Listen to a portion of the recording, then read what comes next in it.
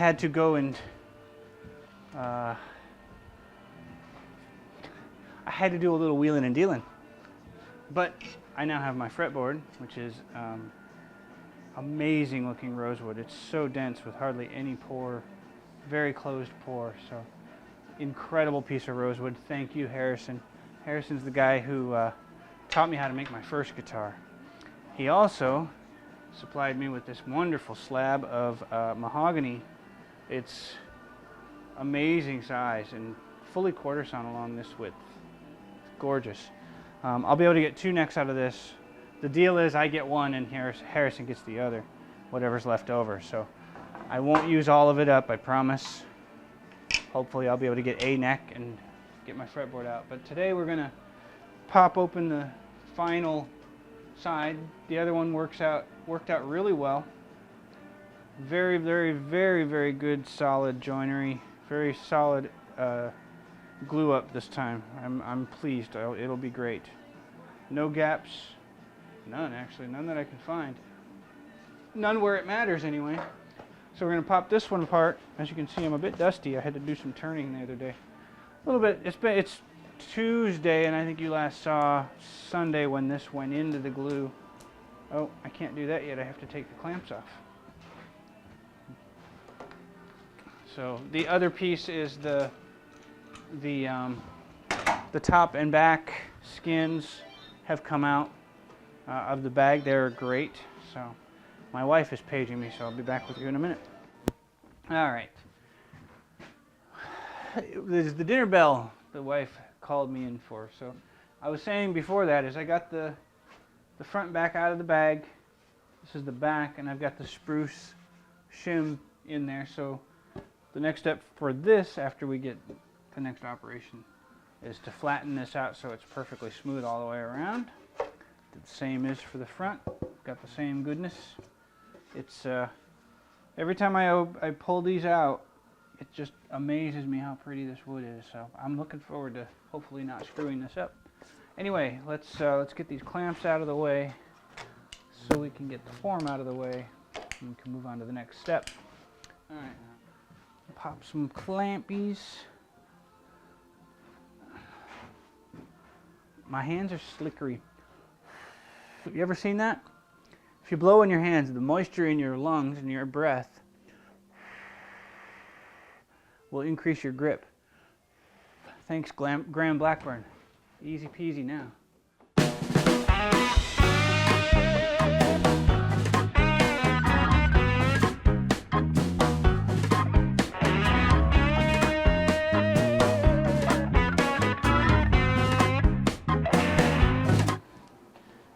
A little bit of sticky in a couple of spots, but it popped out nice. Overall, not a lot of spring back, keeping the shape I asked for. Looking for some gaps. Very good, very, very good. Quite pleased with what I've ended up with. Yes, okay, so that method works very well. So that's the sides. That came out pretty good, actually. I'm very pleased. All right, welcome back. I was able to go to my amazing guitar building instructor, Harrison Phipps, frettedstrings.com. frettedstrings.com. Anyway, he was the instructor that taught me my first guitar when I built my first acoustic, the Dreadnought. And we did a little horse trading the other day, and he gave me a plank of this mahogany. It's 3 3 3/4, sorry, excuse me, 3 3/4 of an inch, 3 3/4 wide, 2 7/8 thick, and 29 or so inches long. And from it, you can see some white lines here. We can get 2 necks, and the deal is I get one and I give him the rest. So thank you, Harrison, very much. That's a heartfelt big thank you. So I've decided that the easiest way to find out just where this neck of mine, where my neck lives inside of this thing, is to cut a template.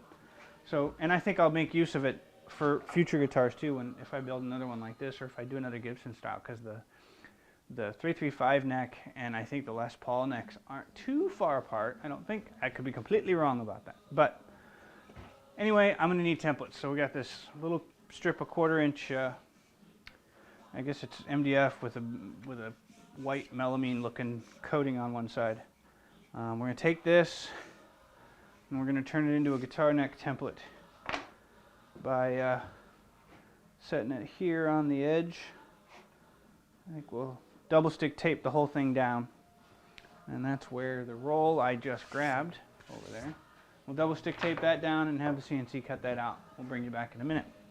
Okay, so we've got our 1/4 inch template on this, on some scrap. I've got an 1/8 inch 1/8 inch spiral upcut end mill. It'll do it in 2 passes, and I've got the code and we're ready to run it. So I'm going to throw on, as soon as I find where I put it, my hearing protection, and we'll get this going.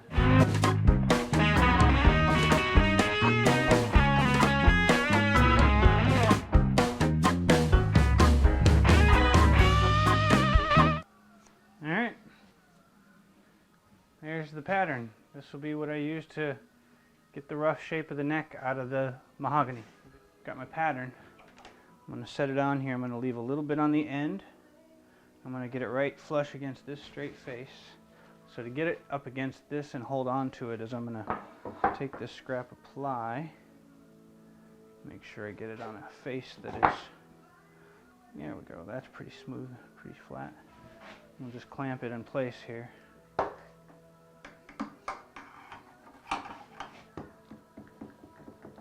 Just to kind of hold it. Doesn't have to be a firm grip. Well, it has to be below the side though. There we go. And we'll just put another clamp on this side and give it all the chance of success we can. Now we can set this against the wall here.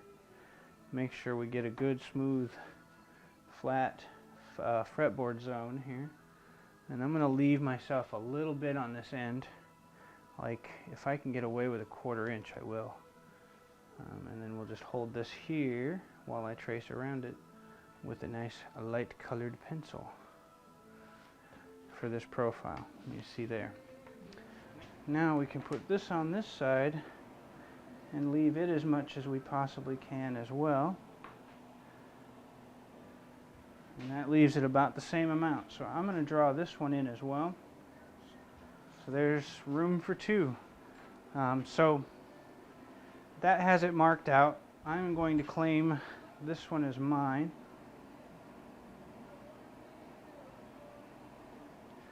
And we're going to get this cut out on the bandsaw next.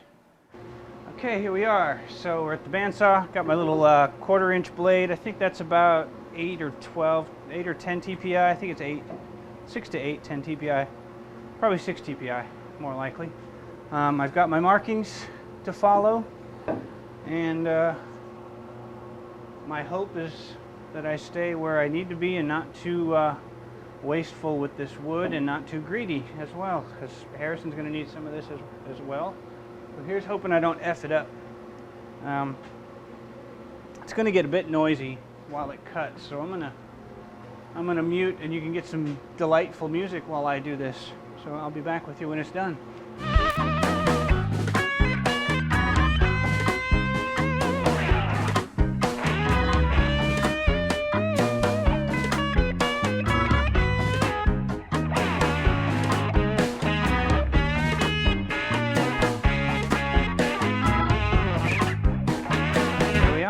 So we managed to keep a little extra length just in case I mess up my tenon.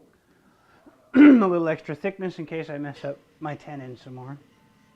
Some more thickness if I mess up my my radius, and some room for the volute when I go to, some room for the volute when I go to cut that, and the neck, and there's this little wedge shape. I'm actually glad I've got that little wedge shape. I think I'm going to need some of that. So there is the start of my neck. Wow, this is a big deal, huh? There we go. Okay, so we're in pattern mode here. We're making a few patterns. We did the neck profile pattern and we did the rough out the neck. Now we're on to a body profile bit. It's actually the center block of the body that we're going to make a template for, and it's basically, if you can imagine this spruce block here, you take this spruce block, this center bit, which is about 4 inches wide, and you overlay this pattern here, and you've kind of got this 4-inch wide swath down the center that needs to be the center for the maple center block. So it's going to have these little ears cut out, and the bottom end will be rounded. This is what everything gets glued to. The center block is kind of the most important bit. It's going to be maple with a little mahogany cap down here at the end onto the end grain, so that it will be able to take the strap button screw, so you're not screwing a wood screw into end grain, which doesn't hold worth a crap. So having this side grain mahogany on there will help make that super sturdy. So that's what we're going to do next. I've got it drawn up. I'm going to throw another pattern on, another bit of that 1/4 inch melamine looking stuff, template material, and stick it onto the CNC, and we'll cut that out with a 1/8 inch bit. You'll see that in just a second. And I think you've seen this plenty of times. I'm not going to bother moving you over here. We're going to leave you where you are. It's going to go fast. It won't take but a couple of seconds, a couple of minutes, and here we go.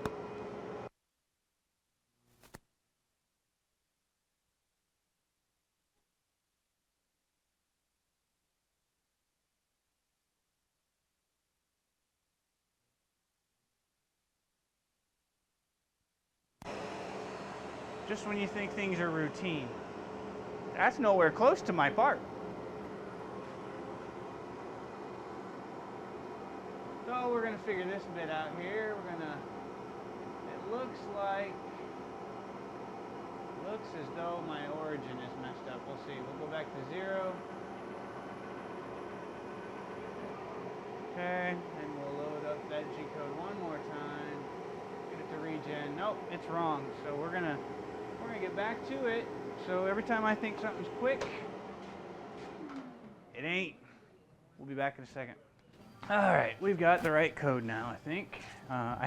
Somehow I bumped something, or I clicked something funky, and I had VCarve Pro set to use offset on the material size. I've never used it for any legitimate reason, so I must have just clicked it accidentally or something. Now we're in the right place. We're about to route.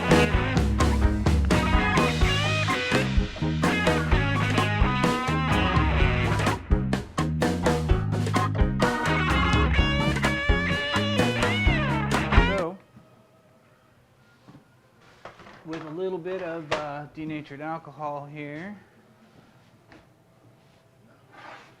which I put where? Right here.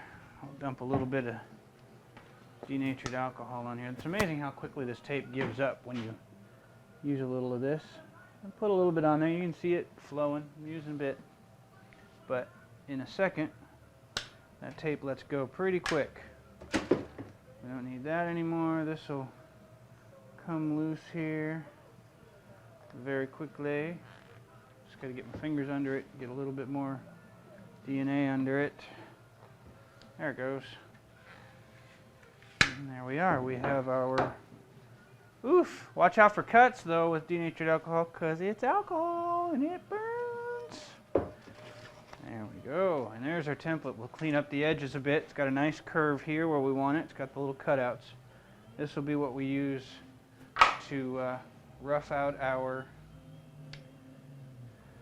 center block for the body side. So then the whole idea then, I guess, if I'll show you all of it, is the side.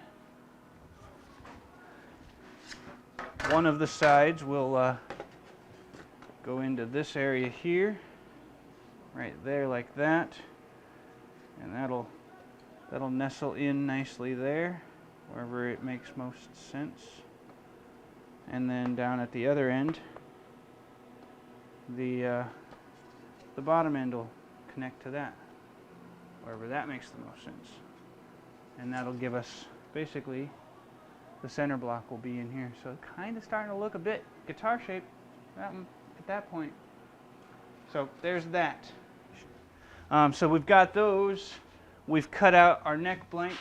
So we've got that. We have our side strips glued together. We're ready to, the next step is we're ready to make this thing sort of start to look like a guitar. So we've cut out this center block pattern, or template. Get this good thing out of the way.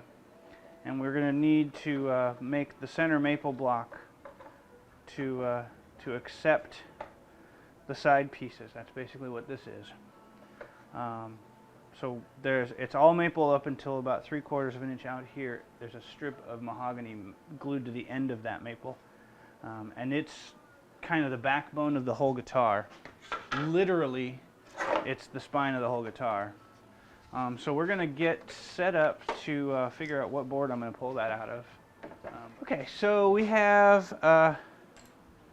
this is the shape we want right here. There's going to be a strip of mahogany about 3/4 of an inch thick down on this end here. We've got a nice piece of maple.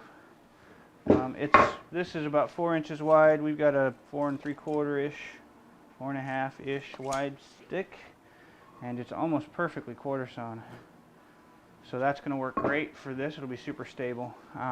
It's a little thick for what I need, and I think what I'll do is joint one face and an edge, and then we'll resaw it to a rough thickness, because it really doesn't need to be, what do we got here, 2 inches thick. Yeah, it's right at 2 inches, so we really only need 1 3/8 inches, something like that. The actual plan calls for 1 5/16 inches, and we'll leave ourselves a little bit of room for surfacing, and when the sides get glued to it, there's another surfacing process that might take a little bit off of it then too. So we'll keep it a little bit heavy until it's almost entirely done. So that's what we'll do next week. So I kind of made a bit of a mistake. It's not a big thing, I can totally recover it. But so first I wobbled this thing around on the table to find the most stable face. This side was more stable than, this side. And so I ran it, but then I realized when I looked at this grain, and this is just one of those important little details you don't notice, you don't normally think through. I don't know if you can see the grain here, but you'll see it's running almost vertical here, but then it starts to curve this way. And it gets much closer to flat sawn over here while I just face this side. So this edge, this face, is closer to flat sawn than this face. Well, since I want this to be as quarter sawn as possible, it would be better for me for this part if I were to cut my 1.5 inches or whatever it is, from this face. You'll see here it's even up here. We're not getting this grain that's headed this direction on the face. It'll be still fairly vertical out here, if that makes any kind of sense, and if you can see any of that. Hopefully you can. But I figure I'd point it out because it's something, this is one of those tiny little decisions that can make a pretty big difference. And so when I pulled this off and I saw it, I started to see this cathedral happening over here, and that's because it's getting very close to flat sawn. It's almost running parallel with this face versus quarter sawn. So it's better if I faced this face and then sliced from there. So that's what I'm going to do. I kind of wasted a little bit of wood here, but it's minor. It was one pass on the joiner, and it was actually a fairly smooth board that it got a full cut pretty close to all the way across. So this side is the one we're going to run through, and it's rough yet. I'll go and run this side through, and then we can slice off of there. So that is the reasoning behind it, at least. So here we go again.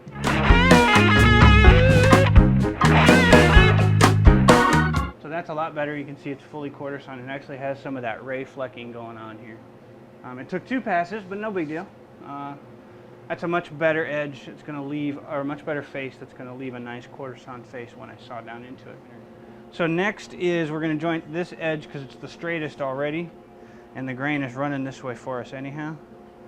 Actually,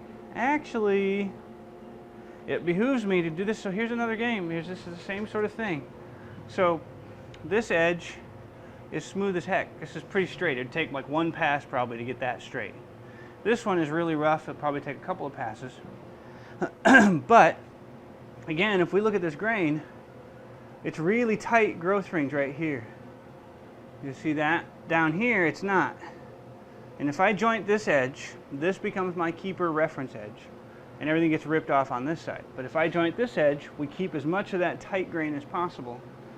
So we're going to end up, again, it's not favorable for wood yield, or at least conservation of wood, but it's getting the very best piece of wood out of this block. So we're going to joint the less pretty edge, the harder to joint, the one that's less friendly.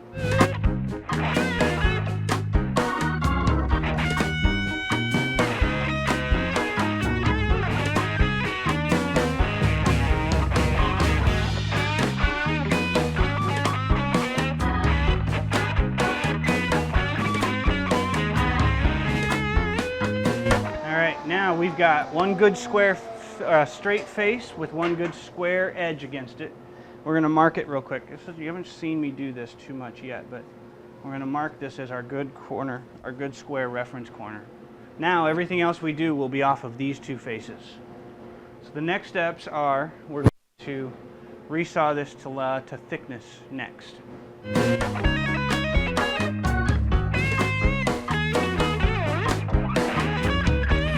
We are the start of our maple center block right there. We'll cut it to final length here in just a bit.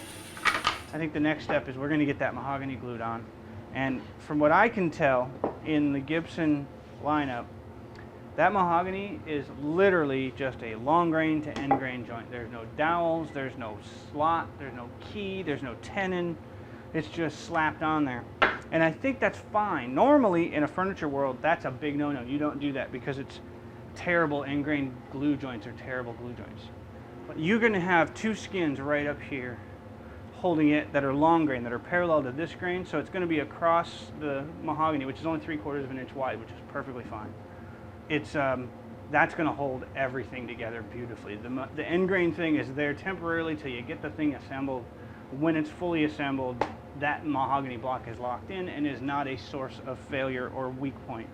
So I'm not at all worried about that. I think I've reasoned my way through any concerns I might have had about that joint. So what we'll do next is we'll get our little chunk of mahogany and glue it onto the end of this thing.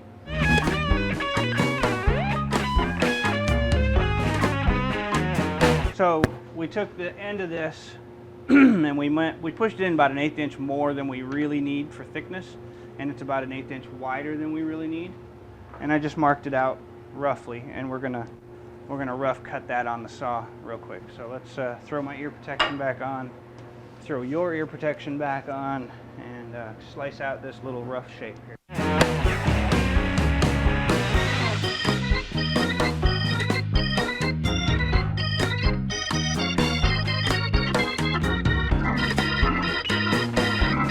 So we're about 7/8 thick.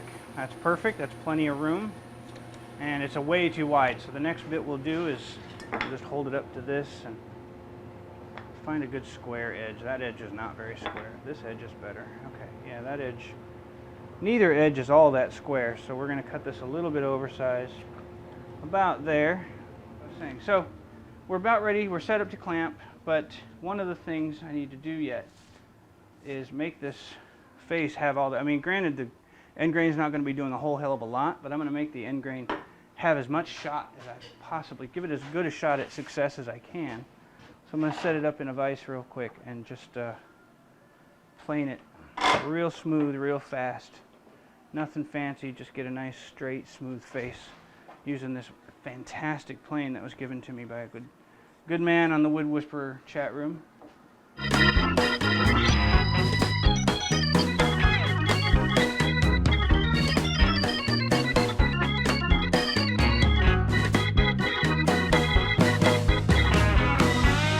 That is probably the best planing wood I've ever planed. That is absolutely incredible. So now we're set. We can glue this up. There we go. Oh yeah, that's good. We'll just let it on there real nice. And then I'm going to rub joint this together so it'll distribute the glue nice.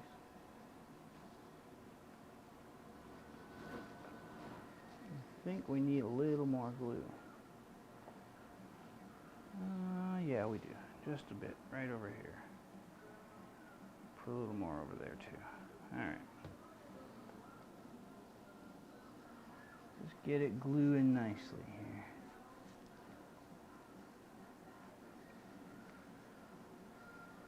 here. Alright. That is held in place pretty well just by the suction of capillary action.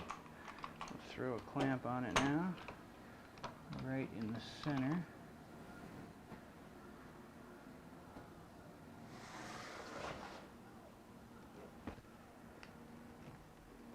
I'm going to do this up real well, give it all the hope it can have. I'm going to throw another couple of clamps on here, though I probably don't need them.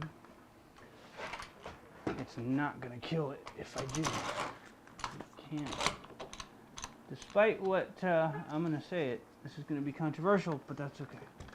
Despite what some internet folklore will tell you, you cannot physically, I'm going to say it, here it comes, brace yourselves. You cannot, and people are going to disagree, and I'm fine with the disagreements, but molecularly speaking, physically speaking, the amount of force it would take for you to clamp too tightly and evacuate all the glue, you would destroy the wood. The glue is in it, you're in a porous material. And that porous material, even if you plane it glassy smooth, still has little pockets and little pouches of glue.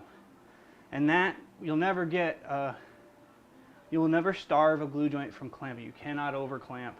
Humans are physically incapable of applying enough pressure by hand. Now you might be able to get a hydraulic press and put a the weight of an entire planet on top of it, and then maybe, but then the wood would be destroyed. So don't worry about over clamping. It's not. But so that's on there glued. There's my controversy. There's my rant for this video. Anyway, we're gonna let this dry. We're gonna let this dry, and then we'll come back and get it smoothed to size, to thickness and width, and then we'll get these shapes cut out nicely. We'll cut these out, or maybe we'll go the other way.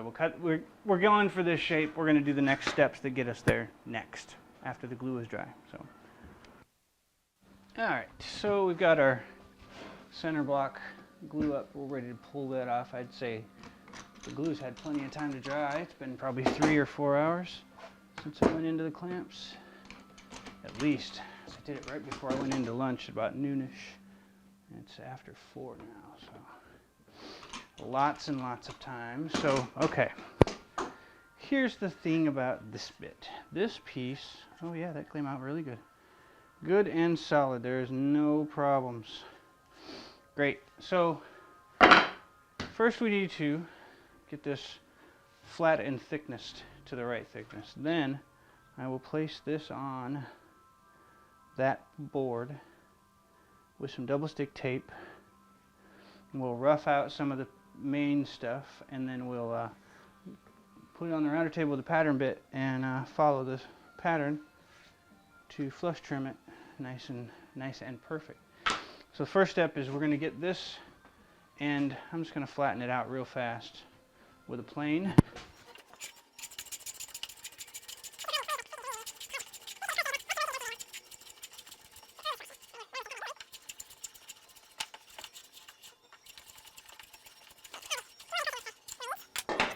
And we'll take the rest of that down with the drum sander.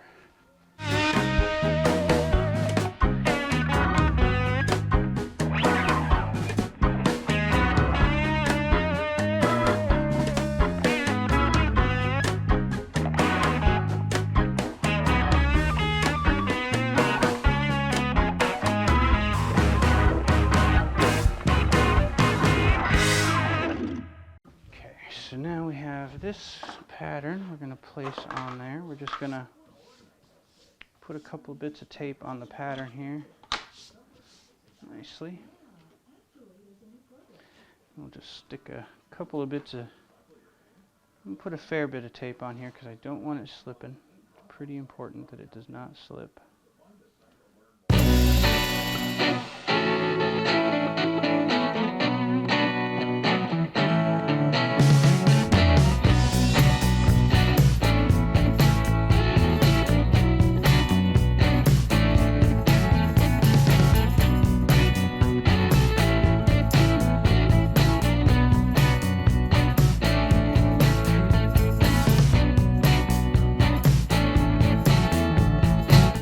We'll cut this out roughly on the bandsaw here, and we'll get you moved around so you can see that. There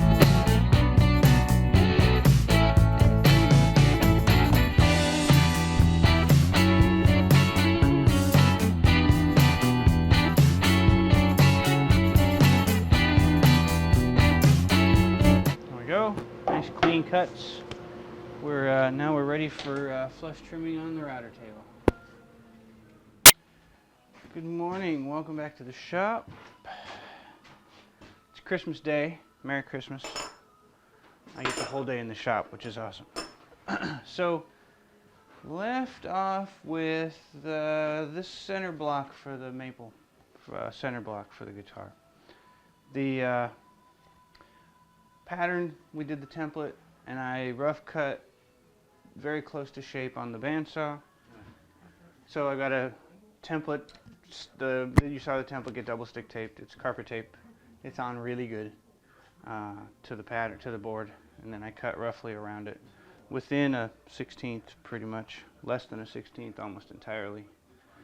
So the bearing on this is up on the shank instead of down on the end, which lets me put the template down, and I can route like that instead, or this way, one way or the other. So I'm going to get that in the router table, which I have unearthed. It's been a while since I've seen my router table top, because I'm spoiled with my CNC most of the time. So this is just the fastest way to get this done. So we'll get set up and then we'll bring you back.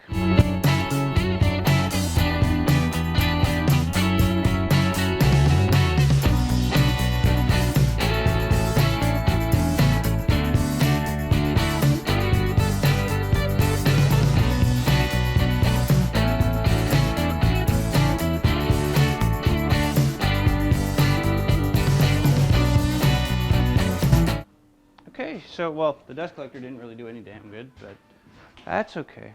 I made a bit of shavings. Not too bad. They're nice and fluffy. Brand new bits, cut so nice. So now we are flush with the pattern all the way around. Did that in 2 passes. That wasn't bad. The end grain looks really good. So we're in good shape. No tear out, nothing chipped. Looks quite good, I should say. So now we can pop this pattern off. And I think we're ready to try to see how this works in the mold next. All right, so the next step of many, one of many steps, is that we're going to make it so that I can glue the sides to the center block, and then also probably the kerf lining and any other parts of getting the body together. At least from the sides standpoint. I need something they call the outer mold, and it's literally a thick block that is the shape with a hole cut in it that is the shape of the outside of the body. Basically, it holds everything together where it goes while you clamp things and get the center block in place, and it just kind of it's kind of the final shape. It's basically, I guess it's basically you know what it is? I have it. It is basically an outer version of this. It's a square block with this shape cut out on the inside. Literally that size.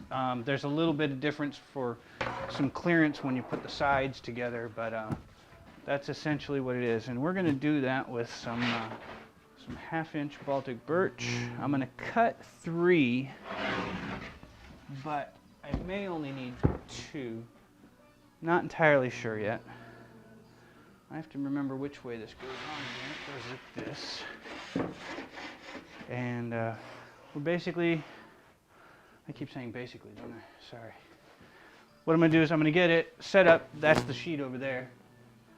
This here. I'm going to get it set together. Get on the machine. I already generated the G-code. We're going to slice these 3 little outer mold blocks out of that sheet. And we'll do that real quick here. So we'll be back when it starts to cut. Now, here we are, ready, set, go.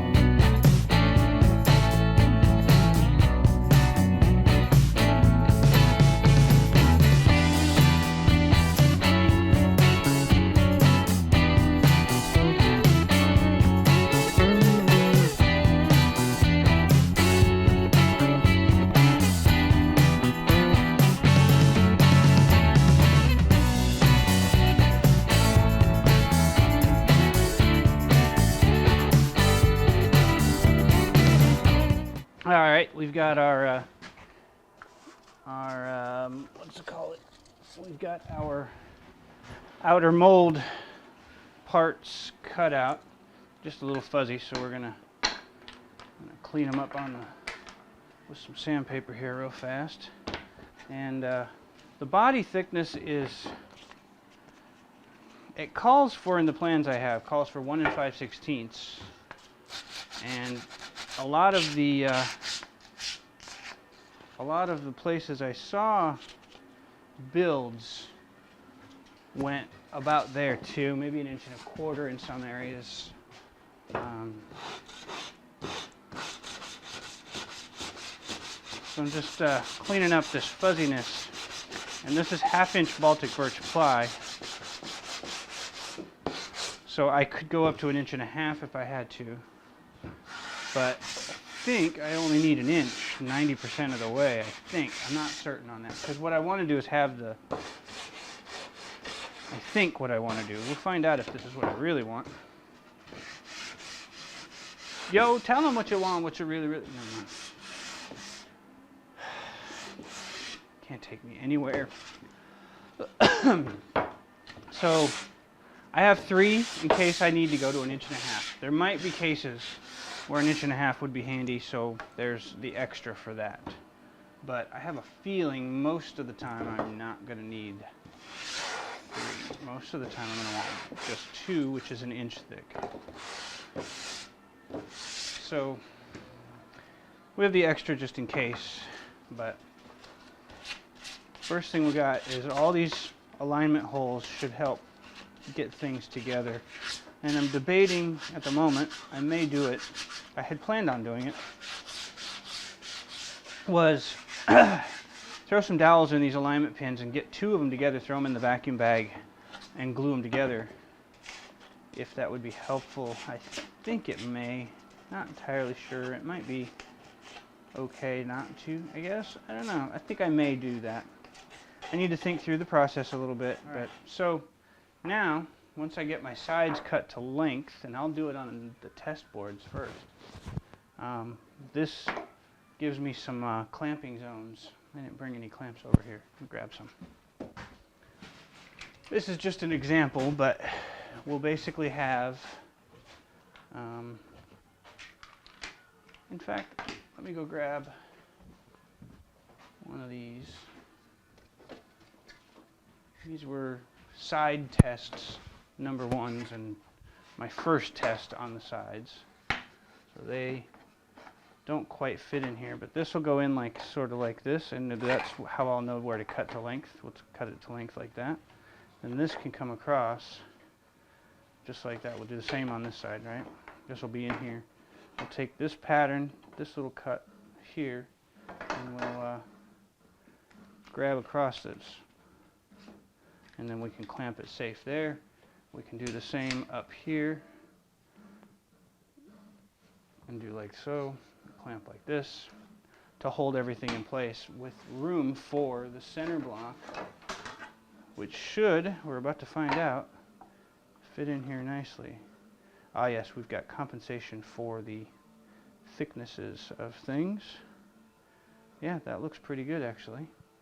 I think that's going to work well. And so that'll be where the center block ends up. And then the sides will get mushed in there the way they need to go. Yeah, this is looking pretty good. I think we're going to be great. I am very pleased thus far. So we'll bring you back when I'm ready to start messing with the sides and the center block here. Actually, yeah, let's do that. So those are the outer, what do they call it? The outer mold parts. And, oh yeah, one other piece I didn't show yet. You probably saw it in the background while the machine was running, but we've now got our top back with the shim flush, planed and scraped flush. So it's nice and smooth and flat. So this will mate to the center block.